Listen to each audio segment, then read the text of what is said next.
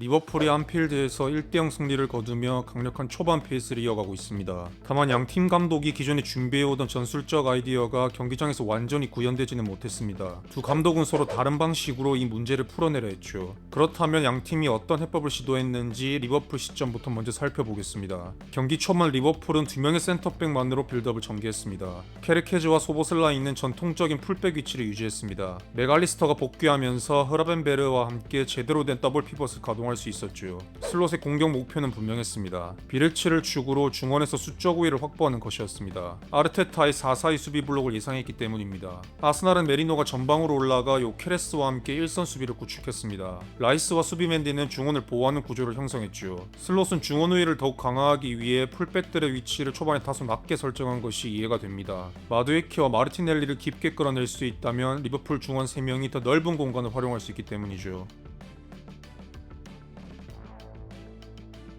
아르테타는 중원 열세를 상쇄하기 위해 두 가지 해법을 준비했습니다. 라이스와 수비맨디가 센터백 앞을 보호할 수 있도록 요케레스와 메리노의 위치를 조금 더 수비적으로 배치합니다. 피벗들을 수비 그림자 안에 가두면서 중앙 통로를 효과적으로 차단할 수 있죠.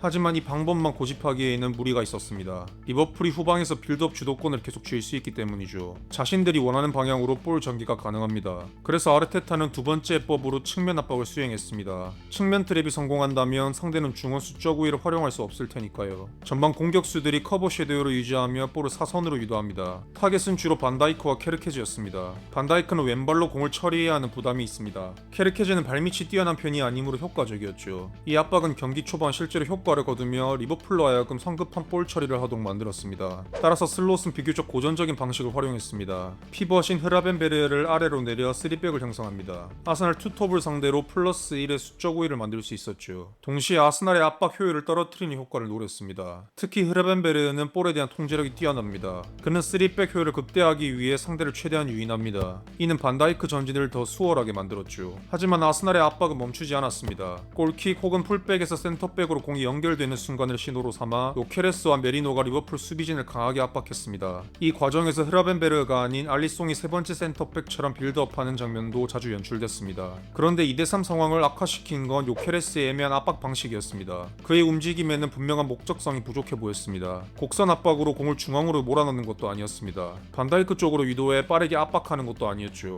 결국 흐라벤에게 쉽게 패스를 성공시킵니다. 다음 장면도 마찬가지입니다. 애매한 수비 위치 덕분에 반다이크가 미드필드 영역까지 직접 운반할 수 있었죠. 하지만 아르테타의 4-4-2 프레싱은 언제나 위협적입니다. 흐라벤베르가 계속해서 후방으로 내려올 수밖에 없었죠. 덕분에 리버풀은 후방에서 수적 우위를 확보했지만 중원에서는 우위를 가져가지 못했습니다. 라이스와 수비맨디가 헌신적으로 움직이며 리버풀 미드필더들을 철저하게 따라다녔기 때문입니다. 슬롯은 본머스전에서 보여줬던 것처럼 상대 맨마킹을 역이용하려 했습니다. 비르치와 맥알리스터를 엇갈린 위치에 배치합니다. 한 명은 내려가고 다른 한 명은 올라가는 식으로 움직이며 아스날 블록 간격을 흔들려 했습니다. 하지만 더 자주 나타났던 장면은 양옆으로 넓게 퍼지는 움직임이었습니다. 아스날 피벗들도 옆으로 끌려나갈 수밖에 없었죠. 결국 중원에는 넓은 공간이 발생했습니다. 이 공간을 노린 선수는 에키티케였습니다. 그는 이미 본머스전에서 해당 공간을 활용해 득점을 기록한 바 있습니다. 그러나 아스날이 효과적으로 대응했습니다. 교체 투입된 모스케라가 적절한 타이밍에 전진 압박을 시도했죠. 에키티케가 돌아설 수 있는 여지를 허용하지 않았습니다. 아스날 수비 블록을 뚫기가 점점 어려워지는 상황에서 리버풀의 선수 개인 능력이 두드러졌습니다.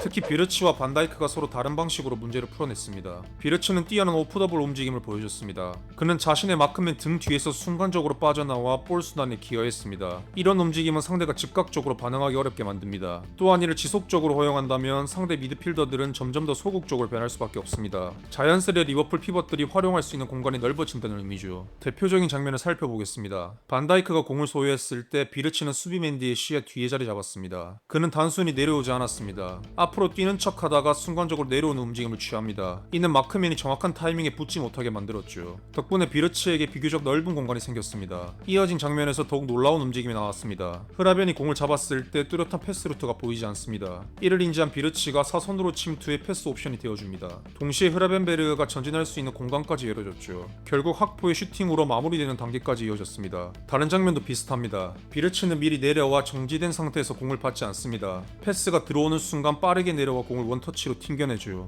역시 마크맨이 반응하기 어렵습니다. 비르츠는 이런 움직임에서 최고 수준의 역량을 보여줍니다. 공간을 탐색하면서 팀의 볼 회전을 끊기지 않게 유지하죠. 결국 메갈리스터가 포켓 공간에 있던 흐라벤에게 공을 전달했습니다. 슈팅으로 연결되는 장면까지 만들어졌죠. 비르츠의 활약도 인상적이었지만 제가 주목하고 싶은 요소는 반다이크의 전진 패스 능력입니다. 그는 측면으로 한 번에 전환하는 롱 패스뿐만 아니라 공간 사이를 정확하게 꿰뚫는 수준 높은 패스를 보여줬습니다. 반다이크의 전환 패스가 뛰어난 이유는 별도의 사전 설계가 필요 없다는 점입니다. 일반적으로는 중원을 장악해 상대 수비 블록을 좁혀 놓아야 전환 패스의 성공 확률이 높아집니다. 하지만 반다이크는 이러한 조건과 상관없이 꾸준히 전환 패스를 성공시켰습니다. 특히 그의 패스 궤적은 안쪽에서 바깥쪽으로 흘러가기 때문에 상대 풀백이 중간에서 끊어내기도 쉽지 않죠. 대표적인 장면으로는 아스날의 블록이 촘촘하지 않은 상황에서도 살라에게 곧바로 연결하는 모습이 있었습니다. 또한 칼라피오리 뒷공간을 침투하는 살라에게 단번에 패스를 공급하는 장면도 나왔었죠. 이처럼 반다이크의 전환 패스는 특정한 전술적 조건이 필요 없는 리버풀의 강력한 무기였습니다. 하지만 이번 경기를 결정지은 패스는 그의 스루 패스였습니다. 그는 순간적으로 상대의 타이밍을 빼앗아 공간에 공을 집어넣는 능력에서 탁월함을 보여줬습니다.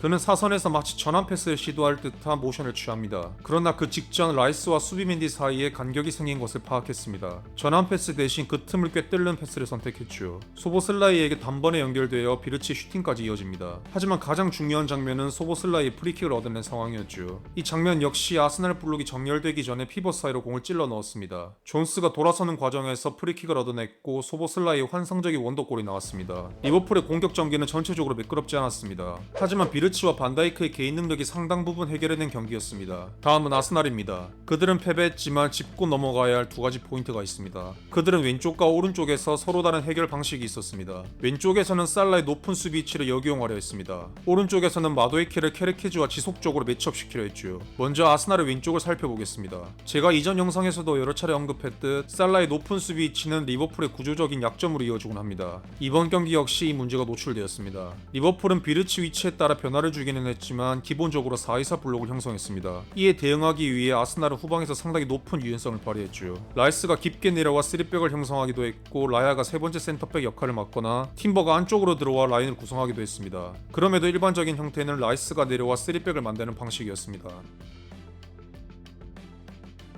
이러한 유연성을 가져간 이유는 리버풀의 압박 강도를 낮추기 위함입니다. 동시에 공간을 확보하기 위함이었죠. 특히 살라의 높은 수비 위치가 문제로 작용했습니다. 흐라벤베르에게 과도한 수비 부담이 실리는 장면이 자주 나타났죠. 라이스가 후방 깊숙이 내려와 빌드업을 주도합니다. 이를 억제하기 위해 비르츠가 따라 나섰죠. 그런데 살라는 자신의 마크맨인 칼라피오리가 아닌 가브리엘을 압박하기 위해 전진해 있습니다. 흐라벤베르는 두 선수를 동시에 견제해야 했죠. 비르츠 또한 라이스를 따라가면서 수비맨디의 경로까지 차단해야 하는 부담을 안게 되었죠. 하지만 수비맨디 차단에 실패하면서 칼라피오리가 전진할 수 있는 공간을 허용했습니다. 다음 장면도 유사합니다. 살라는 측면이 아닌 높은 위치에 머물러 있습니다. 수비맨디는 풀백존에 있는 라이스에게 공을 연결하라고 손짓했죠. 결국 라인은 편안하게 라이스에게 패스를 공급했습니다. 리버풀 수비 라인은 어쩔 수 없이 뒷걸음을 칠 수밖에 없었죠. 즉 아르테타는 살라의 높은 수비 위치를 적극적으로 이용하고자 했던 것입니다. 반면 오른쪽에서는 아이솔레이션을 적극적으로 활용했습니다. 마두에케를 케르케즈와 1대1로 고립시키려는 시도가 이어졌죠. 전반전에는 케르케즈 머리 위로 공을 넘기면서 드리블로 지속적인 압박을 가했습니다. 후반전에는 측면에서 공을 받아 케르케즈를 돌파하려 했죠. 그러나 케르케즈는 끝까지 무리하게 발을 뻗지 않았습니다. 최대한 후방으로 물러서면서 수비에 성공했습니다. 이러한 방식이 통하지 않자 마두에케는 다른 방법을 선택했습니다. 이번에는 크로스를 통한 공격을 시도했죠. 크로스 성공률은 골대와 가까운 지점일수록 높아집니다. 따라서 그는 평소와 다른 침투 패턴을 보여줬죠. 해당 장면을 보겠습니다. 평소 같았으면 마두에케는 측면에 붙어 속도를 늦췄을 겁니다. 외대골에 패스를 받는 순간 스피드를 올리며 돌파를 시도했을 것입니다. 그러나 이번에는 순간적으로 안쪽으로 파고들었습니다.